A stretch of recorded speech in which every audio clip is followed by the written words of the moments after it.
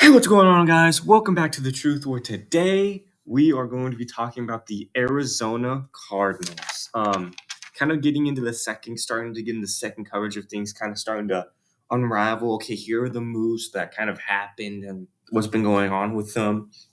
Some pretty key signings, and there are more too, but these are the ones I was able to find. Safety, Bobby Price. Nose tackle, Justin Jones.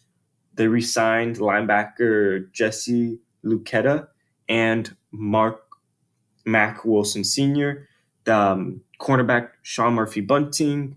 They put an exclusive rights tag on Greg Dortch, receiver. They re-signed tackle Carter O'Donnell. Re-signed um, uh, LJ Collier. Re-signed Bilal Nichols.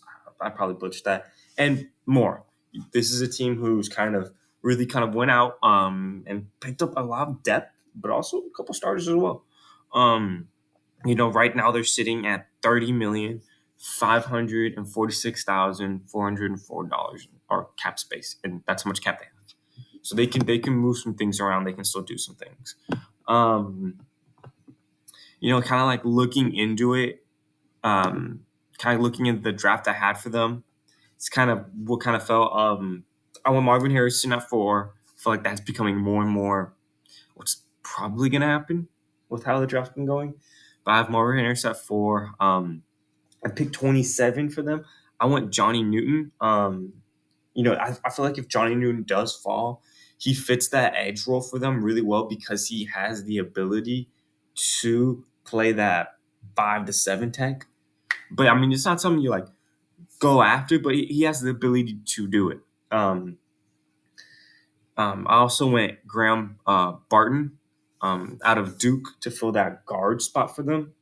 And then depth-wise, I went Roman Wilson and Xavier Legette, while then picking up Dominic Cooney as their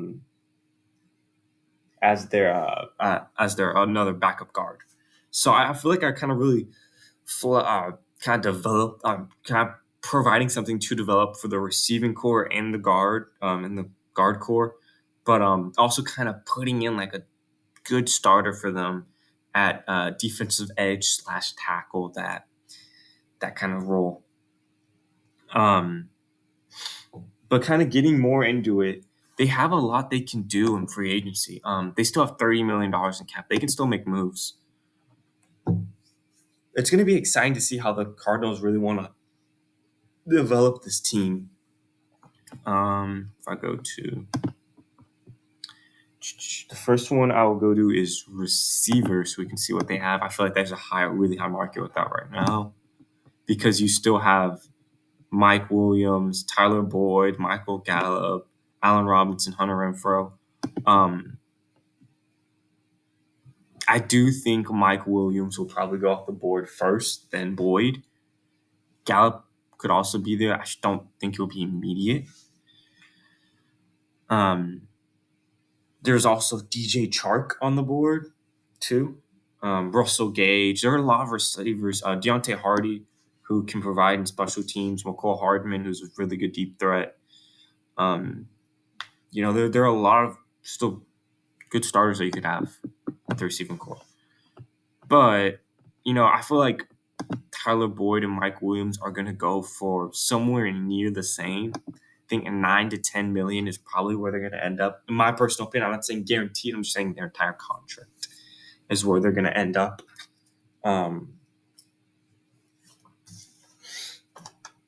But for this one, I'll give them Mike Williams in this case. But I could also see them ending up with like a Tyler Boyd on this team.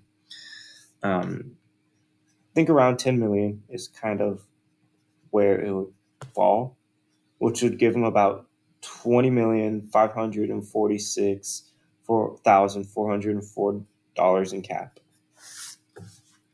And that takes care of their starting receiver problem right there and there. There are still some guards available for the Cardinals to go pick up as well, which is really interesting because there are 3 big guards for them: Lincoln Tomlinson, Andres Pete, and Cody Whitehair. I really don't know how much these guys are going to go for. It feels like it's up in the air. Connor Wilson is listed in this as a guard, but he's really a center. I guess he can play guard, but you try to keep guys to their true position, that they've played in college and throughout NFL. 'Cause ideally, that's what they're best at. It's hard for me to say that these guys are going to get big contracts just because of how the market is right now. You see guys who aren't even in their 30s getting 1-year deals. It's tough to say that they're going to go out there and just get stud pickups. Like they're just going to make bank. Like I don't know. I could see maybe Pete getting a 2-3-year deal, but other than that, I don't see Tomlinson or Cody White here. I think these guys are probably going to get 1-year deals. Although I could be wrong. I could be totally wrong about that. I think each go for $5-6 million in cap. I don't think these guys are necessarily bank breakers, But I mean, it depends on who you want. I'm gonna give him Lincoln Tomlinson just because I like Lincoln Tomlinson. I think he's a good guard. I don't necessarily think I do think he's healthier than Pete. That's the big knock on Pete is his health, and that's one thing why I think he hasn't really signed with somebody because he just turned 30. And that's the reason I don't think he signed with anybody, just because he's not the healthiest player. He's known for not being healthy, so I feel like that's a big knock on him.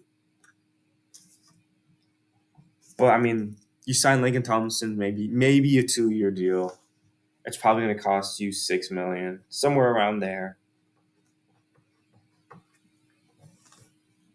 That's going to leave you with about $14,546,404 in cap.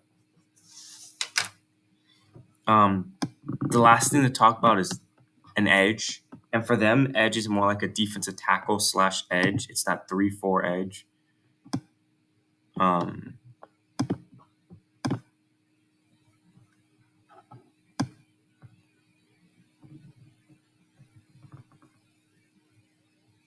Kind of looking at this, Calais Campbell kind of fits that mold. It's hard to say. Calais Campbell could be a guy.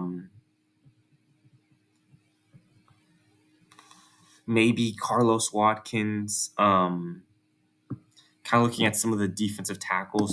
It's really the need for this has really fallen off. But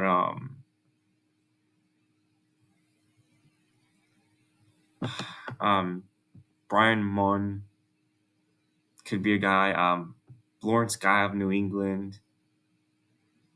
There are some guys. It's just tough to say who'd get them. It's tough to say who would really necessarily go out there and get. Yeah, that's a really tough conversation to have.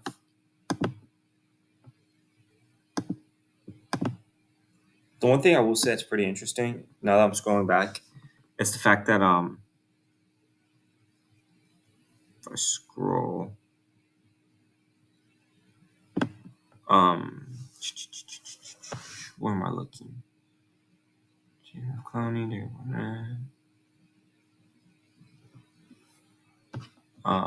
Calais Campbell, he's 37. He's still on the team. He's still online. He's still in free agency. That's pretty impressive.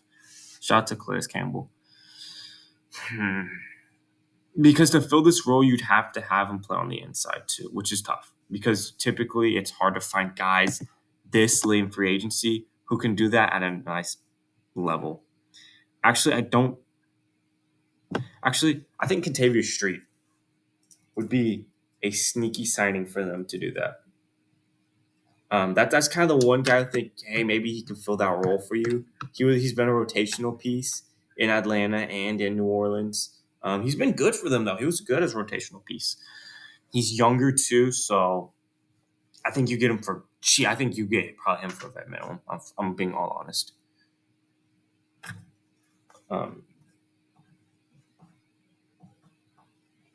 But this could also not be a signing. I also understand that. I'm just trying to allocate this money somewhere. But like I said before, they could also not make the signing. Like they could actually just decide to go straight to the draft. I mean, I doubt they'll probably make a couple more moves depth wise, but they could go into the draft and say, hey, let's go attack these things. But yeah, like if you did sign Kentavious Street to go be a starter for you, he's probably going to give you the vet minute. Like I don't think this guy's going to really be able to have much pull right now. And the good news is you still have cap left. You still have $13,346,404 in cap.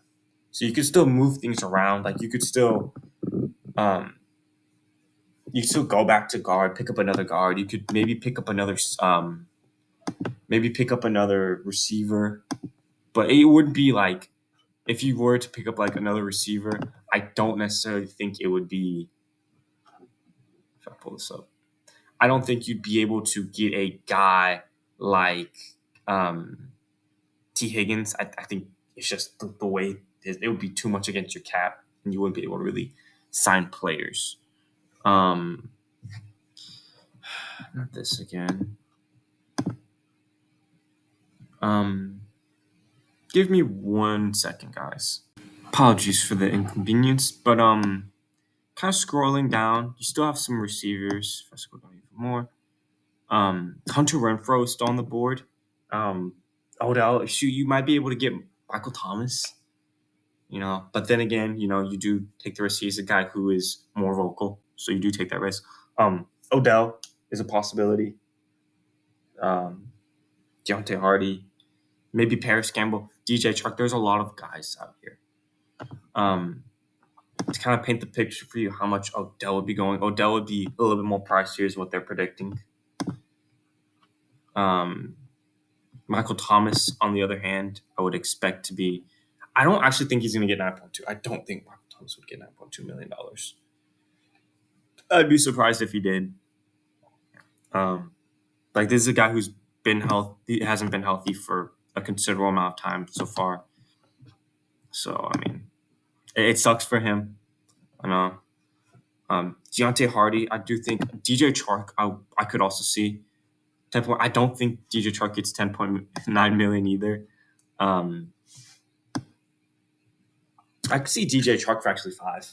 I feel like that's kind of more realistic as DJ Chark goes for 5 million or somewhere along those lines, which would give you $8,346,404. Like some of these guys are going to be signings that are just like, dang, how they get him for so cheap. That's just the market right now. And that's honestly the best explanation I could give is the market. You have 8 million. I don't really think you can sign anybody that's not depth at this point. And I'd like them to actually, kind of get a draft in and kind of like, yes, you could fill out the rest of your body positions in free agency and then just upgrade. But I'm not necessarily gonna say that because the one thing I do think they will end up trying to get Marvin Harrison Jr. in the draft, just because like that's a huge addition for them.